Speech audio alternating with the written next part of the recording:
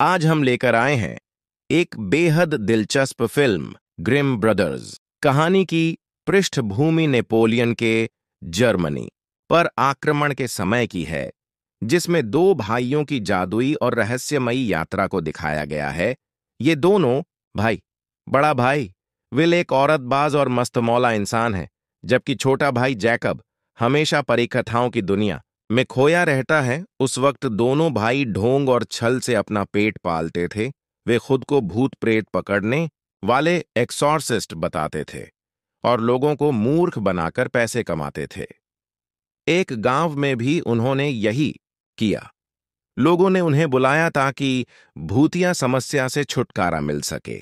सौदा तय हुआ और घर के मालिक उन्हें लेकर वहां गया।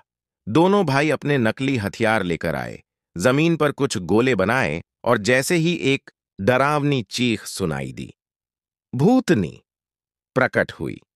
वह भूतनी असल में उनके ही दो साथियों मोटा बेंस और डरावना रिक की करतूत थी। इन दोनों की अदाकारी इतनी कमाल की थी कि ऑस्कर मिलना तय था। ग्रिम भाइयों ने लोगों को खूब डराया, फिर भूत को हराकर पैसा ऐंठ लिया और खुशी खुशी अपने गुर्गों के साथ शराब खाने में जश्न मनाने चल दिए। विल को यह सब बहुत मजेदार लगता था, लेकिन जैकब के मन में एक सपना था। वह एक असली परिकथा लिखना चाहता था और उसे यकीन था कि जादुई दुनिया सच है। हालांकि लोग उसे अक्सर बेवकूफ समझते थे, उधर फ्रांस के सेनापति तक उनके कारनामों की खबर पहुंच गई थी। उन्होंने दोनों भाइयों को पकड़वा लिया और फांसी की सजा सुना दी। हालांकि उन्हें एक मौका मिला।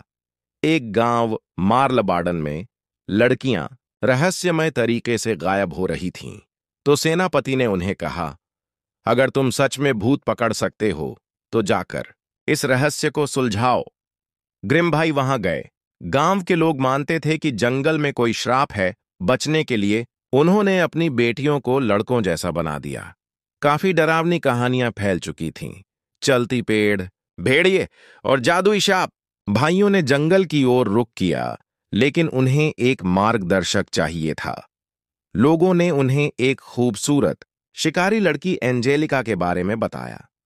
वह काफी सख्त और मजबूत लड़की थी, जिसके पिता और बहन भी उसी जंगल में गायब हो गए थे। शुरू में वह ग्रिम भाइयों पर शक करती रही, लेकिन फिर साथ चल दी। जंगल डरावना था, हर जगह अंधेरा। कौए जैसे भविष्यवक्ता चीख रहे थे। उन्हें एक खंडहर नुमा ऊंचा टावर मिला। वहां उन्हें कुछ अजीब पत्थर के ताबूत मिले, जिनमें रेंगने वाले जीव थे। इस टावर से जुड़ी एक पुरानी कहानी थी।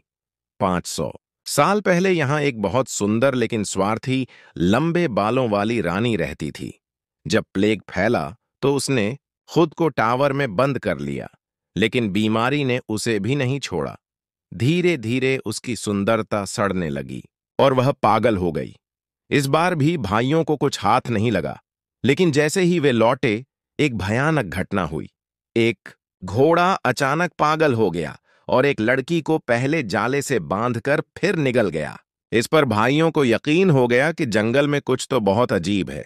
वे फिर जंगल में घुसे, साथ में वो फ्रेंच सैनिक जो सिर्फ आलू खाते थे। जंगल में पेड़ चलने लगे। पेड़ों के दानव सैनिकों को खा गए। एंजेलिका का सामना एक भेड़िए से हुआ, जो न सिर्फ सीधा चलता था बल्कि तीर भी रोक लेता था।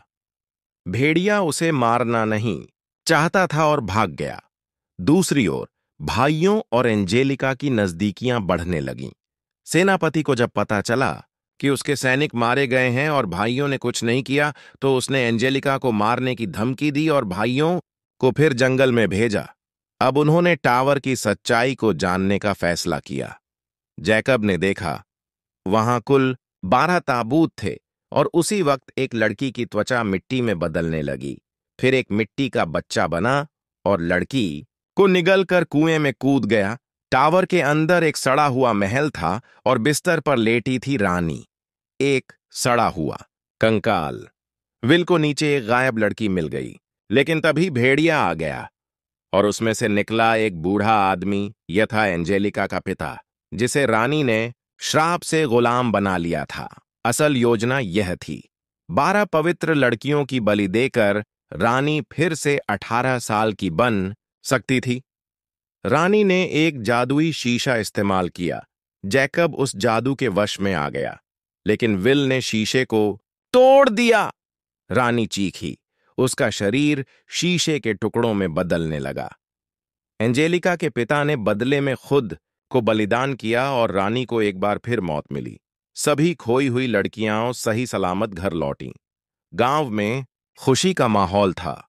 सबने नाच गाना किया और यूं खत्म हुई ये जादुई परिकथा।